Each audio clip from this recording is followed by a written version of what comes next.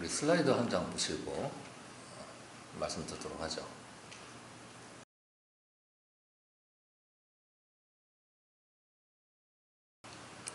한국교회 다음 세대 신앙 전수 보고서라는 건데요. 제가 하도 힘들어서 이거 어쩔 수 없이 제가 챗 GPT한테 자료 청구해가지고 제가 데이터 넣었더니 막대 그래프 그려주더라고요. 그래서 챗 GPT가 이미지 성능이 굉장히 좋아져서 잘 써야 돼요. 그리고 AI, 제가 나중에 AI는 특강 제가 직접 한번 해드릴 겁니다. 근데 어쨌든 여기 지금 83% 이거는 전체 인구수 얘기하는 거니까 신경 안 쓰셔도 되고요. 요게 문제예요. 지금 69%. 여기 1, 20대 청년들이 교회 안에서 신앙을 갖지 않는 경우를 얘기해요. 이거 바깥에 얘기고 안쪽에서 안에 있었는데 신앙을 안 가지게 된 비율입니다. 이거 굉장히 위험한 수치죠. 이 교회 안에 들어왔던 청년 또는 부모가 신앙생활하는데 어쨌든 신앙의 울타리 안에 있었던 사람인데 안 가지게 되는 경우예요. 그 다음에 이 수치는 부모가 신앙생활을 자기 자녀가 안 할 거라고 예측을 한 단기간 내에 몇 년 내에 우리 애는 교회를 떠날 것 같다. 신앙생활 제대로 못할 것 같다. 우리랑은 좀 다를 것 같다. 이렇게 부모 스스로가 예측한 거예요. 이거는 자기 자식이니까 주관적이겠죠. 조금 좋게 본 수치입니다. 실제로 이게 문제죠. 현재 각 교회의 청년 비율은 작년 대비 통계청 보고상 10%입니다. 이거는 딱 여러분 어떻게 이해하시면 좋냐면 절반만 딱 보시면 돼요. 기독교 인구 지금 뭐 몇백만이라잖아요. 딱 절반 보시면 돼요. 왜냐면 허수가 절반이 넘어요. 그래서 이거는 5% 미만입니다. 그게 여러분 우리가 현실적으로 우리 교회는 달라서 그런데요. 일반 교회에서 모든 교회에서 청년 비율이 한 200~300명 모이면 10%면 20~30명 모여야 되잖아요. 그리고 500~600명이 20명이 못 모여요. 평균. 그러니까 5% 미만입니다. 교회 안에. 이건 무슨 얘기를 반증하는 거냐면 오늘날 부모가 신앙생활 하는데 자기 자녀 신앙 전수가 거의 안 됐다는 이야기입니다. 부모는 신앙생활 하는데 자녀는 교회 안 나오는 숫자가 너무 많다는 거죠. 11조가 넘어가요. 이런 거죠. 그 다음에 이거는 현재 사회 추세예요. 앞으로 한국교회의 향후를 볼 수 있는 얘기인데요. 교회학교 전체, 새날 포함해서 우리 청년들 포함해서 교회 지금 청년 세대는 그래도 어쨌든 포함해서 그동안 지난 몇 년 동안 줄어든 숫자가 비율이 19%로 감소를 했어요. 그러니까 이게 지금 무슨 얘기냐면 이게 출생률 감소폭입니다. 현재 인구 절벽이 19%로 떨어지고 있다는 거예요. 그런데 교회에서 똑같은 연령대 교회학교 인원수는 이거에 2배 가까운 수로 떨어지고 있다는 거예요. 그러니까 인구 절벽 자연 감소세보다 2배 증가하고 떨어지는 게 이게 이제 방향성이기 때문에 앞으로 한 세대 뒤에는 교회학교 거의 없을 거라고 봐야 되는 게 현재 추세라면 전망이겠죠. 우리가 굉장히 끙끙대야 될, 그렇죠? 낑낑대야 될 정말 노력하면서 애써야 될 이런 분야 지표입니다. 이거는 이제 그래서 제가 여기다 제목을 매우 부정적이라고 이렇게 이제 보내드린 거예요. 이거는 현재 한국교회가 이미 외국에서 밟았던 그 전철을 그대로 밟고 있는 중이고 그리고 우리도 다음 세대의 신앙 전수하는 일에 앞으로 실패할 거다가 아니고요. 현재 이미 실패하였다라는 과거 형의 내용을 분석으로 보여주는 거예요. 이미 실패했어요. 그 실패한 거는 만회하기가 어렵습니다.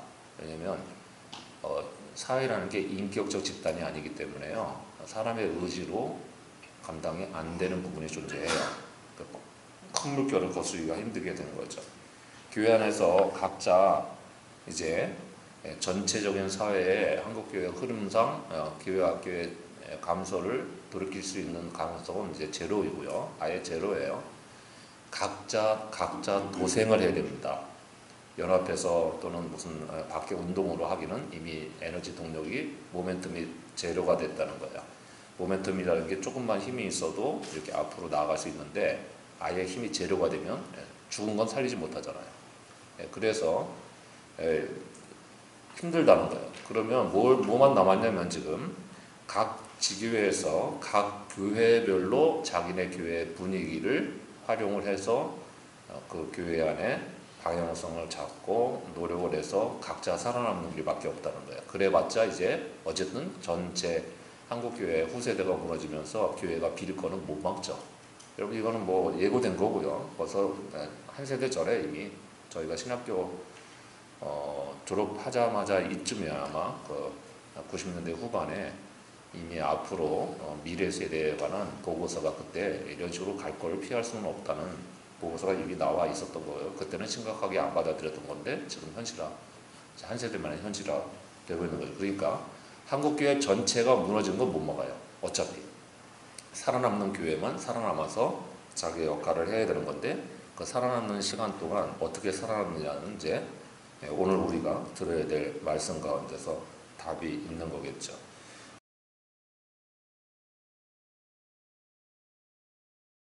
오늘 우리가 읽은 시편은 마스길이라고 표제가 붙은 시편입니다. 마스길 시편은 시편 전체에 시편 바깥에도 한 2번 나오는데 13편이 있어요. 근데 그 내용이 이제 기도를 하다가 하나님께 기도를 하다가 묵상을 하면서 하나님께로부터 깨달아 얻은 교훈들, 영적인 교훈들을 정리해가지고 고백으로 담은 게 교훈이기 때문에 그래서 이 마스기라는 것을 교훈시라고도 이야기를 합니다. 그리고 이 오늘 읽었던 시편 78편은 이 마스길 중에서도 역사적 회고를 통한 신앙 전수에 관한 내용을 집약해서 담고 있습니다. 오늘 이 마스길 시편이 담고 있는 것은 이 신앙 전수 명령을 3가지 입장에서 전하고 있는데 먼저는 이전 세대로부터 배워야 할 세대가 받아야 될 명령, 그 다음에 자녀 세대의 입장에 자녀 세대를 바라보는 부모 세대가 지녀야 될 명령, 그 다음에 부모 세대의 입장뿐만 아니라 공동체적인 입장에서 지녀야 될 책임 요소 이런 것들을 모두 다 함께 아우르고 있습니다. 이런 마스길 교훈시가 이게 벌써 몇천 년 전부터 있었다는 것 자체가요. 그때부터 늘 세대 간 신앙 정수 문제가 위협을 받아왔다는 것을 전제하는 거죠. 사실은 이스라엘 역사가 이 사실을 잘 보여주는 거고요. 옛날부터 천년 전부터 이미 이게 약화되고 있다는 걸 전제하고 오늘은 이제 극대화된 거라고 보면 되겠죠. 오늘 가정주의를 맞아서 우리가 어떻게 이 세대 간의 신앙 정수 명령을 잘 이행을 해야 할지 이게 교회의 생존만이 아니고 각 그리스도인의 생존, 가정의 생존 문제가 되니까요. 이런 생존을 위한 명령이 무엇인가를 좀 잘 배웠으면 합니다.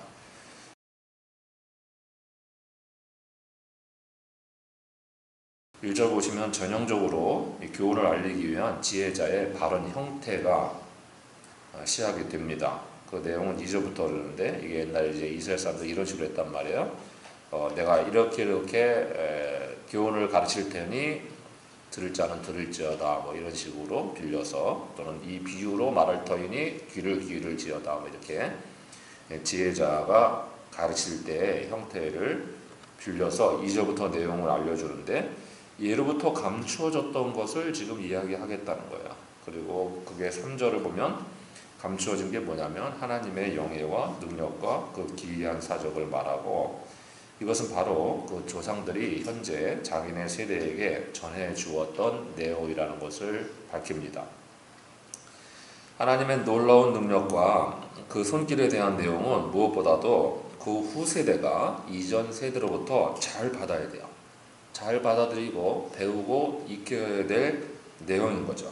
그리고 이것이 1절을 보면 율법이라고 합니다. 히브리 말로 토라라는 우리가 모세오경을 가리키는 그 말을 얘기해 주는 거예요. 그러니까 이거는 토라라는 말 자체가 교훈이고 가르침이라는 뜻이거든요.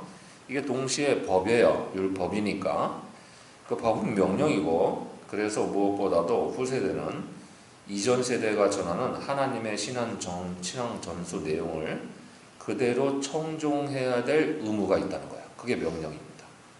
우리의 자녀 세대는 부모님이 보여주고 들려주고 일러주는 신앙을 전수받아야 될 명령을 받은 존재들인 거예요.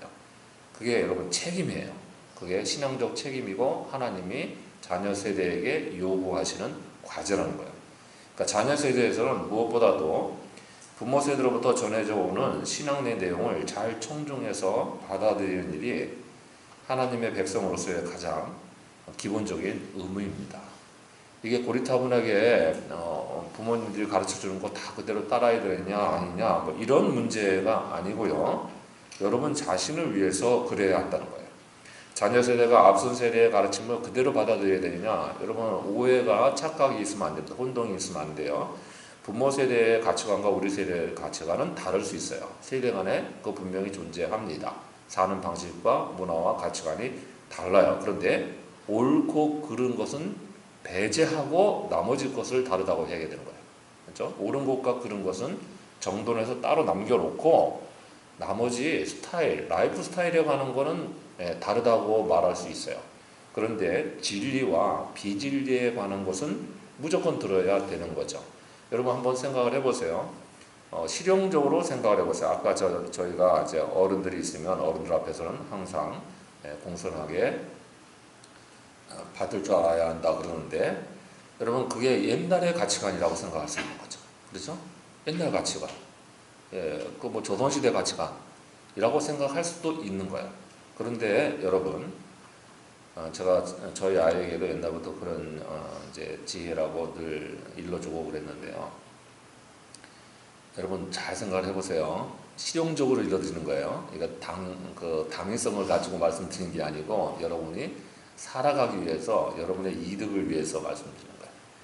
그런데 다들 그래서 어른이 있는데도 무시하고 옆에 있으나 마나 신경도 안 쓰고 그냥 그 다음에 어른 알기를 지나가는 강아지 보듯이 보고, 이렇게 아는 어른인데도 일어나서 인사도 안 하고 뭐 이렇게 하면서 무시하고 사는 게 만약에 젊은이들의 자유라 해서 그게 그렇게 사는 사람들이 잔뜩 있는데, 그 중에 어떤 한 아이가, 그렇죠? 다들 그러고 있는데 어른이 지나가는데 일어나서 깍듯하게 인사를 하게 되면 그거 보는 사람들이 누구일까요?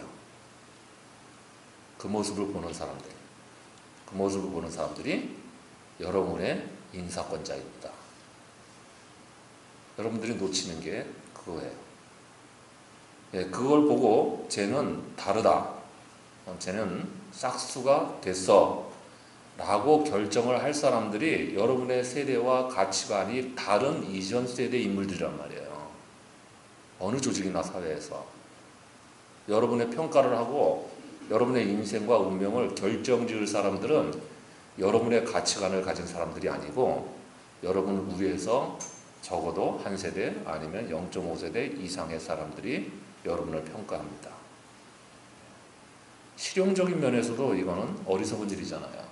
세상의 가치를 따라간다는 게요. 그러니까 한번 생각을 해보세요. 오늘 제가 여러분에게도 교회에서 무조건 당연히 어른들의 신앙 전수 가르침은 무조건 받아들이고 청중해야 될 명령이긴 하지만, 제가 그 명령을 따르는 이들에게는 어떤 유익이 있는지를 들려주려고 합니다. 그게 제가 또 한번 찾아놓은 리서치 보고예요. 이런 보고서도 있어요. 기독 대학생들 대상으로 신앙을 가진 대학생들의 수준을 평가를 하고 그 수준에 맞춰서 일상 만족도, 자기 삶의 일반적인 행복도가 어느 정도인지를 조사를 했습니다. 이거는 26년 3월 조사치니까요. 한번 데이터를 보시면 좋을 것 같아요. 이것도 제가 슬라이드로 정리해드렸습니다.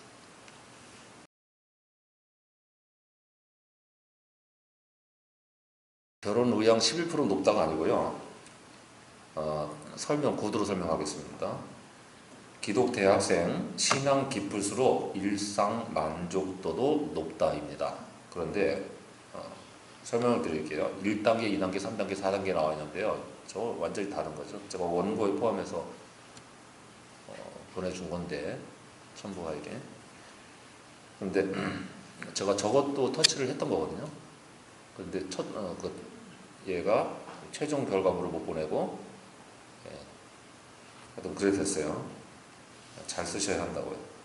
자, 1단계는 이런 내용이에요. 나는 하나님을 믿지만 그리스도에 대해서는 잘 모르겠다. 내 종교는 아직까지 삶에서 큰 비중을 차지하지는 않는다. 이제 스스로 답변을, 자기 신앙 정도를 이렇게 답변을 한 거예요. 여기다 동그라미 친 거예요. 이런 기독 대학생은 자기의 모든 일상적인 생활에서 만족도가 59%라고 답변을 했대요. 59%. 빨리 읽을게요. 2단계는 나는 예수님을 믿고 그분을 알기 위해서 여러 가지 일을 하고 있다. 3단계는 나는 그리스도와 가까이 있으며 매일 그분의 인도하심을 의지한다. 이거 굉장한 거예요. 3단계. 4단계 하나님은 내 삶의 전부이며 나는 그분으로 충분하다. 나의 모든 일은 그리스도를 드러낸다. 이거는 거의 임시자 수준이에요. 자, 3단계와 4단계는 몇 프로냐면 71%, 72%입니다. 그러니까 3단계만 넘어가면 거의 비슷한 정도로 만족을 하게 돼요. 여러분 이제 예배 끝난 다음에 우리 새날 청년들에게 각자 물어보시고 각자 자기 자녀들 물어보세요. 너는 너의 삶에 대해서 몇 프로 만족하냐고. 70%요? 예, 그 부모 박수 받아야 돼요. 그러니까 엄청난 거예요. 그 정도면은 자기 일상에 10가지 중에 7번은 만족합니다. 예. 여러분 이게 신앙 전수를 잘 받은 청년들의 모습이에요. 예, 삶의 질이 달라요. 그렇죠? 그러니까 하나님이 이런 명령을 내실 때 무조건 부모 말 듣고 고지식하게 따라다녀 이래서 주시는 명령 아니잖아요. 예, 그게 하나님의 백성으로서 행복하고 아름답게 살기 위한 필수 조건이기 때문에 베푸시는 명령인 거죠. 그렇죠? 젊은 자녀 세대들은 자신의 부모 세대로부터나 아니면 자기가 먼저 신앙생활하는 경우는 앞선 세대인 어른들의 신앙적인 가르침과 지시들을 잘 따르는 게 자기 인생에서 유익하단 말이에요. 그렇죠? 근데 이거 하려면 잘 생각을 해보세요. 이거 하려면 어떻게 해야 돼요? 평상시 부모 자녀 관계가 좋아야 되겠죠. 그래야 부모의 신앙 전수 가르침도 잘 받겠죠. 그 관계가 별로 안 좋게 되면은 그거 못 받겠죠. 그 못 받는다는 무슨 얘기예요? 예, 부모의 가르침을 다른 데서도 잘 못 받아들인다는 거예요. 예, 그만큼 인격 형성은 미숙해진다 이거죠. 그러면 가정에서 인격 형성이 미숙해진 사람이 사회 나와서 만족스러운 삶을 지닐 수는 없잖아요. 여러분 이거는 다 하나이지 별개의 문제가 아닙니다. 이게 자기 인생이라는 존재를 아름답고 유익하게 만드는 기반 환경인 거예요. 또 동시에 이게 바로 자기 자녀가 잘 되기를 바라는 그 부모에게 진실하게 효도를 하는 일입니다. 모든 신앙은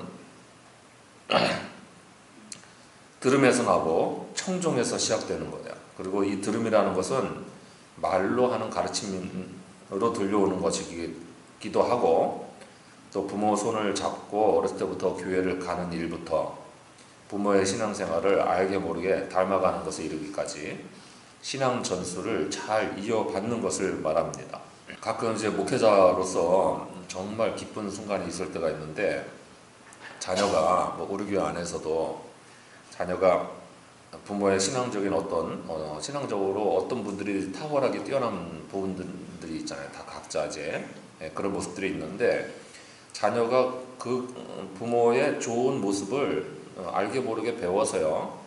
자녀가 그 부모가 잘하고 있는 신앙적인 모습을 자기도 모르는 사이에 구현해내는 경우가 있어요. 이제 제가 그걸 다 보는 건 아니지만은 어떻게 해서 알게 되냐면 예를 들어서 부모가 헌금을 잘하거나 또는 베푸기를 좋아하거나 이렇게 되면은 자녀가 그걸 배워가지고 어느 날 자기 이름으로 교회 안에 어려운 이웃을 도우라고 목적헌금을 마련해서 목사에게 들고 옵니다. 이게 여러분 그냥 헌금이 아니잖아요. 그 부모가 물려준 신앙을 잘 받아서 본보기를 살리는 이런 경우들인 거죠. 뭐 이런 게 몇 번 생기면 제가 정말 이게 볼 때마다 기쁘고 하나님이 목회자에게 주시는 특별한 기쁨이다 하는 것을 뭐 절실하게 정말 감격적으로 느끼게 되죠. 여러분, 이러면 하나님 앞에서는 이게 얼마나 칭찬받는 일이겠어요. 여러분, 자기네 교회 목사가, 담임 목사가 칭찬받을 만한 일이다, 기쁘고 대견하다 하면 여러분, 하나님 앞에서 당연히 칭찬받습니다. 더 받는 거죠. 그렇죠? 이 모든 것은 결국 앞선 세대의 신앙 전수를 잘 청중해서 받아들이는 이들에게 하나님이 주시는 일상 만족도라고 하는 거예요. 그렇죠? 그러니 자녀 세대들은 바로 이렇게 부모와 앞선 세대의 신앙적인 가르침이나 지시를 잘 따라서 하나님 앞에서 자기 인생을 유익하게 가꾸는 길로 향하도록 청중하라는 명령을 잘 이행하는 모두가 되시기를 바랍니다. 이제 부모 세대로부터의 신앙 전수에 대한 청중 명령이 자녀들에게 주어졌다면 이번에는 그 자녀 세대를 위해서 부모 세대가 받아야 될 명령이 무엇인가도 보시죠.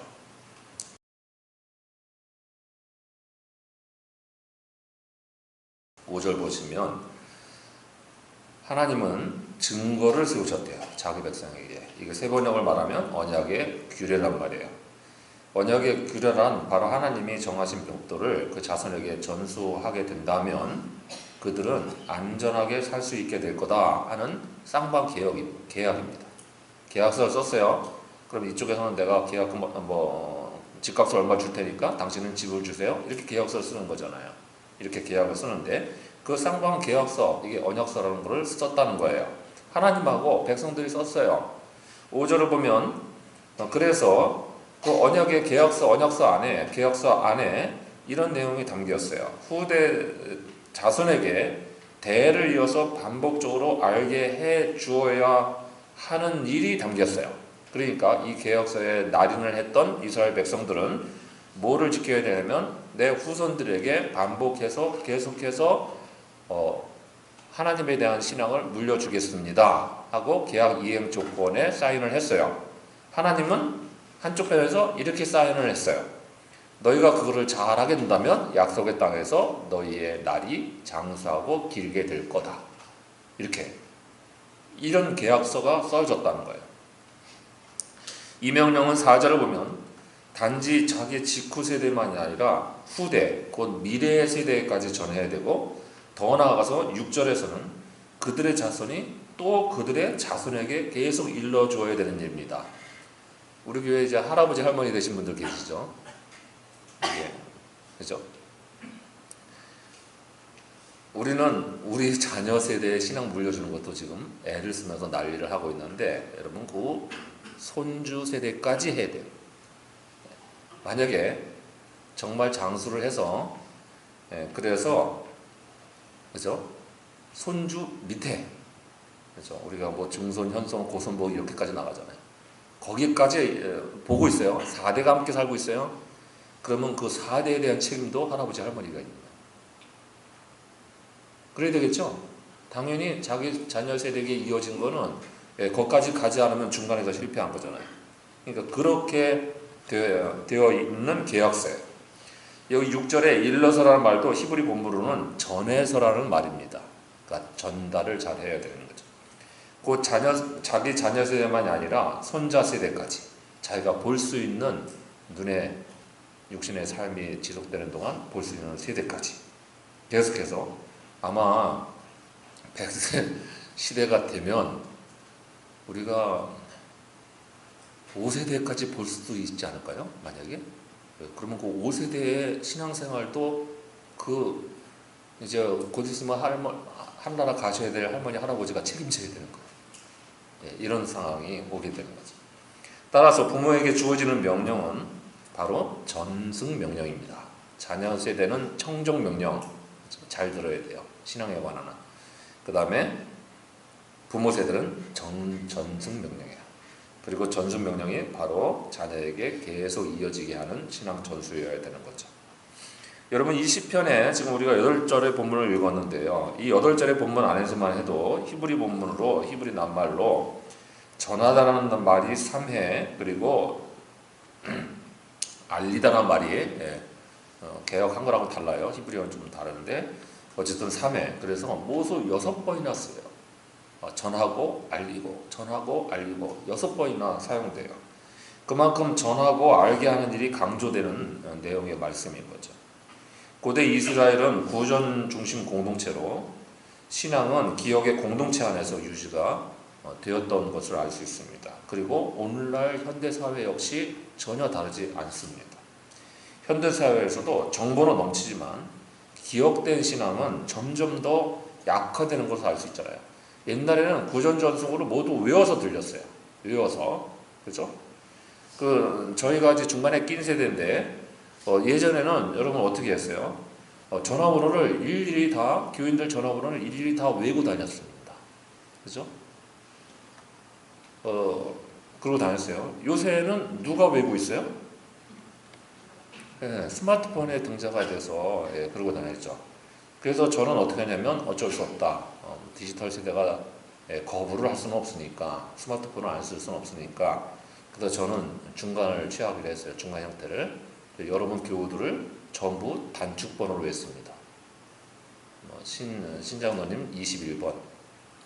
그 배우자는 임시자들 앞에 있으니까 뒤에 있는 31번 누구? 박경자 권사님 이런 식으로 외우고 있는. 그래서 두 자리는 외우고 다녀요. 여러분을 숫자로 외우고 있는 게 미안하긴 하지만 그래서 전체 외우는 것보다는 어쩔 수 없어 외우고 있는데 여러분 그래서 무슨 폐단이 일어나고 있습니까?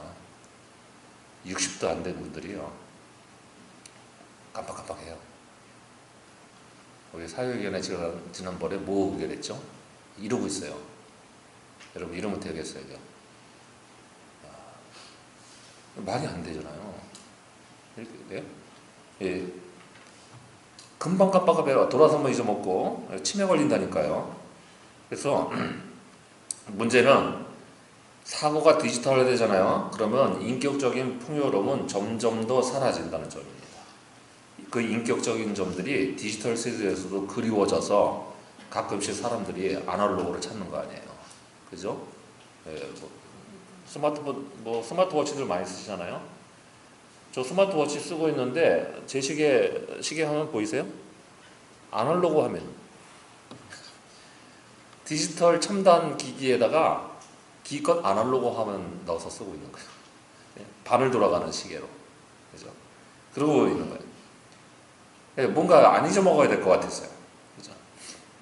무엇보다도 신앙은 인격적인 분야이지 결코 디지털 코드로 만들어질 수는 없기 때문에 우리가 이런 점에서도 균형을 잘 잡아야 돼요. 그런 점에서 모든 교회 분석 이론가들의 이야기는 하나로 수렴이 됩니다. 곧 교회에서는 부모 세대를 교육을 해야 되고 자녀 세대는 가정에서 부모가 해야 한다는 거예요. 잘 들으셨나요? 많은 그리스도인들이 이 점에서 이 점을 착각하고 있어요.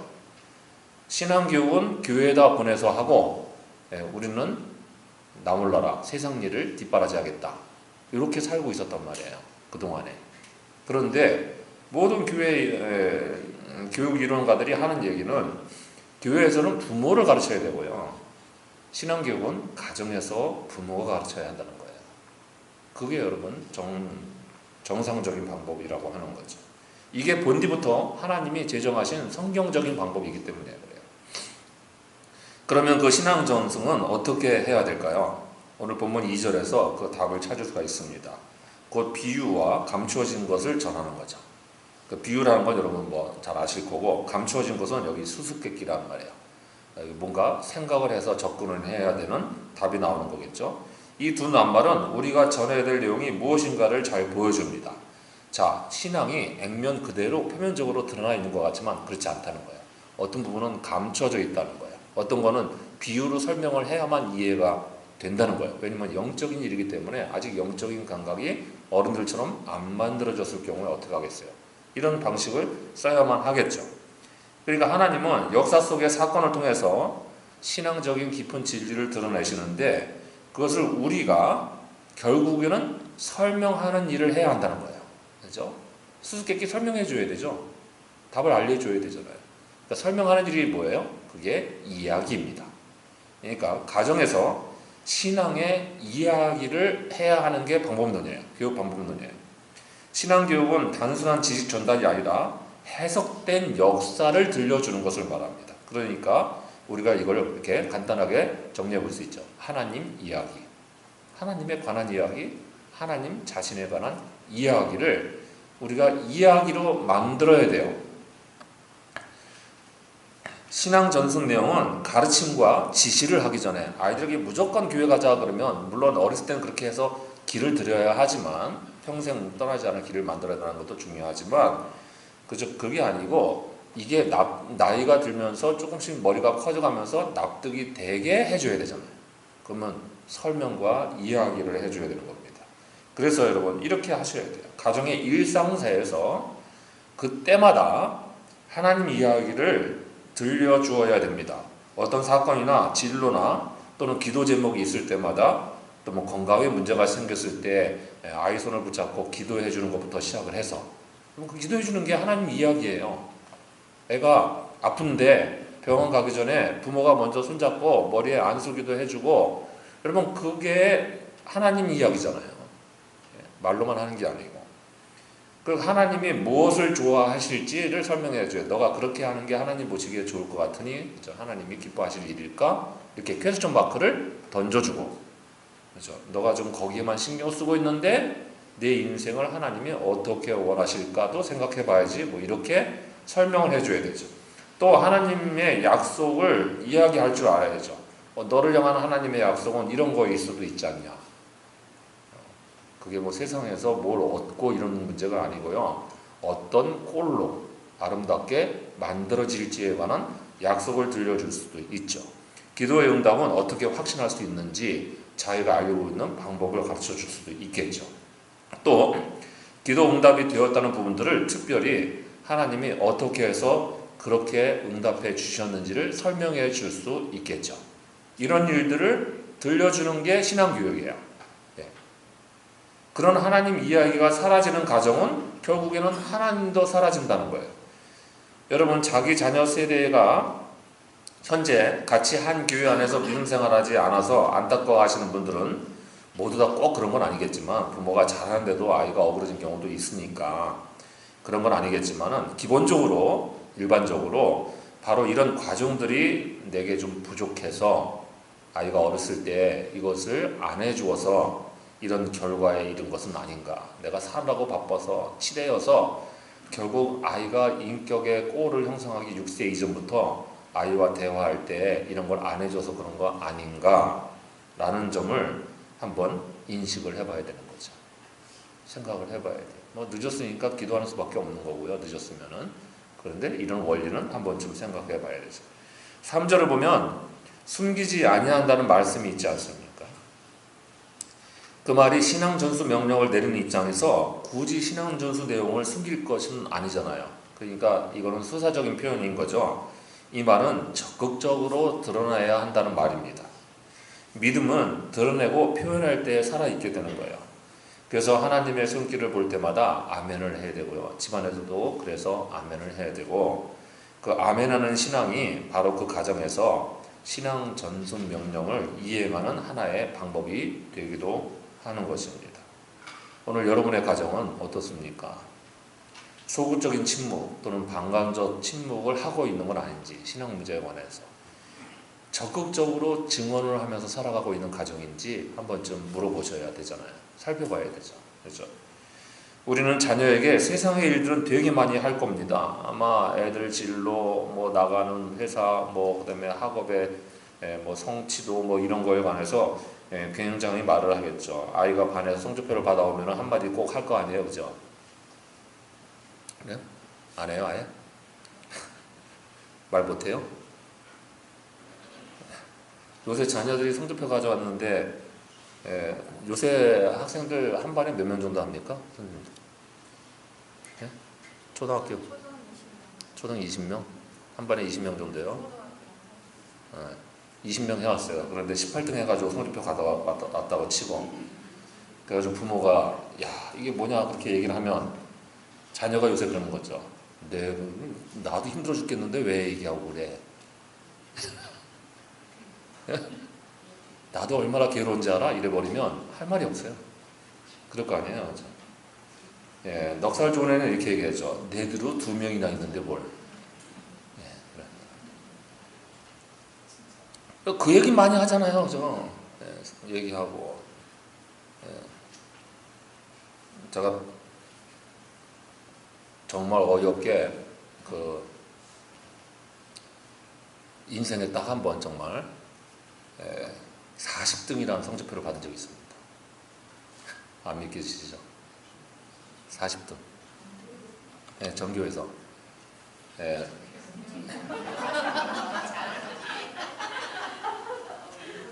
아, 자랑이라고요?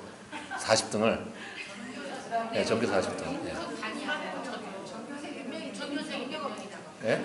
전교 한 1000몇백 명 되죠. 그런데, 설교 시간에 논란을 일으키지 말고, 저희 아버지가 제가 초등학교 때 어쨌든 검정고시를 봐서 서울로 유학을 오느라고 편법으로 학교를 올라왔잖아요. 그래가지고 딩가딩가 놀다가 서울에서 가르치는 공부를 한 번도 안 한 바람에 중학교 1학년 때 다른 애들 초등학교 5학년 나이 때인데 그때 하여튼 40등 성적표를 받아가지고 집에 왔다가 저희 아버지가 그렇게 실망하는 모습을 본 적을 한 번도 없어요. 그때 저희 아버지는 늘 저에 대해서 대견스러워 하셨는데 그때요 저희 아버지가 얼마나 실망하시는지 아무 말씀도 안 하시더라고요. 제가 그때 엄청 충격받아요. 저도 힘들어 죽겠죠. 왜냐면 초등학교 시골에서는 시험제 답안만 써고 한 2문제 풀면 전교 1등이에요. 그런데 제가 그런 데서 시골에 다니다가 서울에 와서 그랬어요. 그런데 그렇게 하여튼 저희 아버지의 그 실망스러운 그걸 지금도 제가 기억하고 있다가 가끔 꿈에서 나타날 정도이니까 그때 각인이 엄청 났던 거죠. 이런 건 얘기를 많이 한대요. 가정에서 부모 자녀 간에 이런 이야기 많이 하는 거예요. 그런데 우리는 신앙적인 일은 그렇게 민감하게 이야기합니까?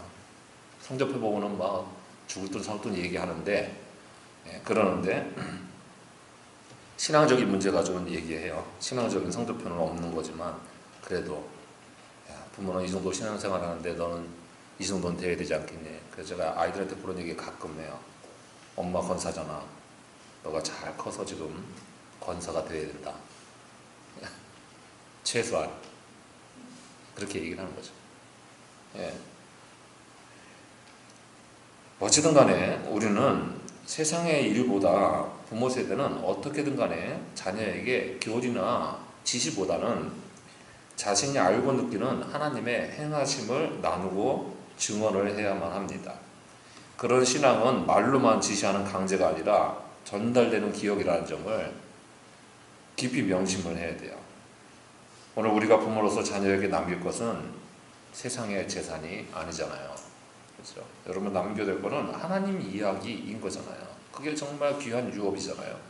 그게 부모의 책임이자 부모로서 우리에게 주어진 엄중한 전승 명령임을 잊지 말고 늘 우리 자녀의 복된 삶과 그 운명을 위해서 이 전승 명령에 온전히 순종하는 부모들이 되시기를 바랍니다. 이제 이렇게 자녀 세대에는 신앙 전수 명령, 신앙 전수에 대한 청종 명령을 주시고 부모에게 전승 명령 주셨다면 이 명령의 궁극적인 목표점은 무엇인가도 배워보죠.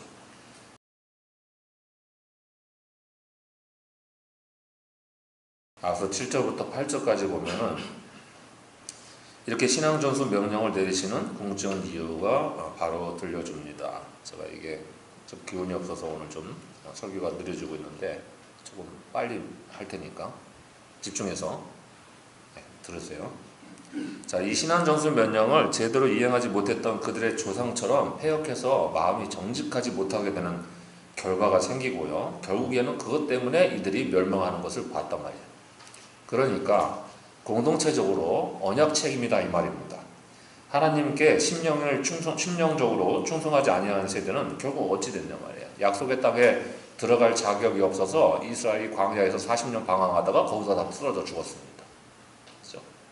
한 세대가 자유를 누렸던 세대가 죽었어요. 약속을 못 이루고 약속의 땅에 못 들어가고. 그 다음에 약속의 땅에 들어갔던 조상들은 이거 실패해가지고 약속의 땅에서 쫓겨났습니다. 이렇게 되니까 이게 죽자 사자 지켜야 될 명령이 될 수밖에 없잖아요. 살기 위해서 지켜야 될 명령이 된 거예요. 그래서 신앙정수 명령에 순종을 하면 약속의 땅에서 그 날이 길게 될 거라고 하는 약속이 담겨진 거예요. 그게 우리가 효도 명령으로 알고 있던, 잘못 알고 있던 제5계명인 거죠. 이건 우리가 여러 번 봤잖아요. 신앙정수 명령은 언약 책임 명령입니다. 언약은 한쪽에서 지키지 않으면 다른 쪽의 약속도 깨지는 거죠. 그러니까 이거 못 지키면 우리 공동체는 망하는 거예요. 그렇죠? 여러분, 언약이 공동체라는 사실을 유념해야 되는 이유는 자기 하나만 잘한다고 멸망을 피할 수 있는 게 아니잖아요. 그렇죠? 이스라엘이 약속에서 쫓겨날 때 믿음이 있었던 신실한 사람들이 하나도 없었겠어요?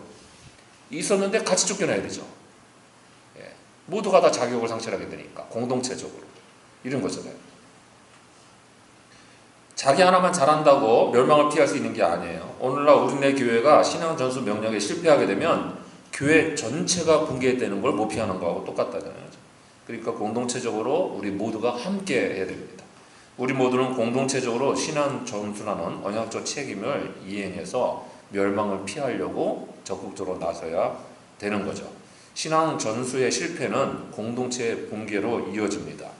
따라서 교회도 프로그램이 아니라 이야기 전승 공동체가 되도록 그 안에 내용을 채워넣어야 돼요. 우리 교회는 이거 조금 잘 만들어가고 있는 중입니다. 상대적으로 이게 이제 좀 더 이제 구체적으로 제가 드라이브 걸 건 아니지만은 어쨌든 형태화하고 가시화하려고 제가 계속 이제 몇 년째 준비를 하고 있고 아마 올해 말에 이제 정책위원회 때는 이제 내년부터는 이제 이게 박차를 더해야 될 이제 시스템을 만들어야 될 상황이에요.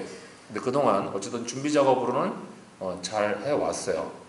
조금 더 공고하게 되면 우리가 이제 동력을 얻어서 해야 될 구체적인 교육들을 이제 내년에 봐야 되겠죠. 그러니까 올해도 이미 이런 것들 뭐 하는 암암리에 하고 있는 중이지만 이 신앙 전수 명령은 각 가정에서 원래 알아서 고유한 자기의 신앙 경험으로 이행해야 될 일이긴 하지만 교회에서도 부모 세대에게 이 신앙 전수 명령에 대한 구체적인 교육이나 컨텐츠를 제공하고 가이드를 제시해야 될 때가 오는 거죠. 이런 일들을 우리가 해야 되는 거예요. 따라서 신앙 전수 명령은 선택이 아니라 책임과 의무입니다. 신앙 전수의 목표는 단순한 정보 제공이 아니고 방향도 아니고 멸망하지 않고 살기 위해서 생존하기 위한 명령인 거예요. 그러니까 분명하게 기억해 두셔야 됩니다. 신앙은 결코 자동으로 전수되는 게 아닙니다. 예전에는 어느 정도 됐어요. 근데 지금은 어려워요. 왜냐하면 집중력을 흐트러뜨리는 세상 문화가 너무 많아졌기 때문인 거죠. 그 중에 하나가 디지털이고 이런 거죠. 그래서 자기 이야기로 말하지 않으면 사라지게 됩니다.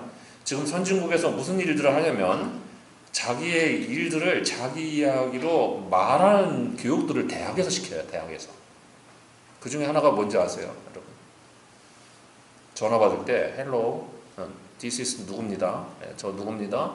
누구시죠? 이거 가르치면 이게 안 돼서 코로나 때 직후에 일어났던 미국 대학의 현실 주소입니다.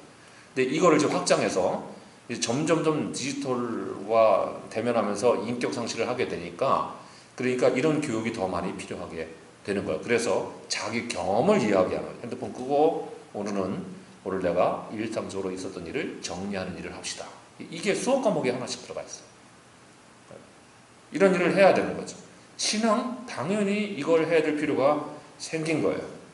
더군다나 오늘날은 무언가를 깊이 기억하는 것이 점점 힘든 문화의 흐름 가운데 노출되어 있고 우리 자녀들의 삶은 더 여기 많이 노출되어 있고 우리 중에 제 밑으로는 저보다 더 많이 노출되어 있는 거죠. 그러니까 우리는 결단해야 됩니다.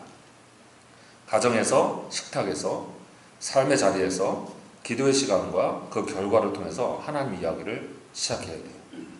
여러분의 자녀는 여러분의 말을 통해서 하나님을 배우게 될 거고요. 여러분이 말하는 이야기를 통해서 배우게 될 거고, 그것을 들으려 하는 자녀는 이를 통해서 멸망하지 않고 약속의 땅에서 복된 삶을 이어가게 될 것입니다. 오늘 시편 78편의 마스기는 하나님이 이스라엘 역사 가운데 행하신 일들을 회상하면서 후대에 교훈을 주기 위해서 지은 시라 그랬잖아요. 이거 분명히 조상들에게 배운 영적인 교훈을 후대에 전하려고 지은 시예요. 그러니 우리 믿음의 공동체는 이전 세대에게서 전수받은 신앙 고백을 다음 세대에 잘 전수해야만 하는 것입니다.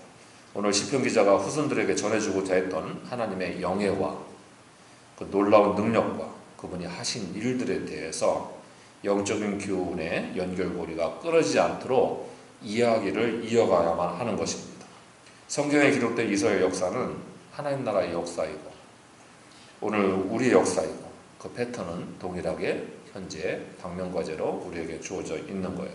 이 악한 세상 가운데서 다음 세대가 믿음으로 승리하면서 약속의 땅의 삶을 잃어버리지 않고 멸망하지 않도록 우리 모든 교우들은 이 신앙 전수 명령을 이행하고 하나님 이야기를 통해서 바른 신앙을 물려주는데 성공하는 모두가 되시기를 바랍니다.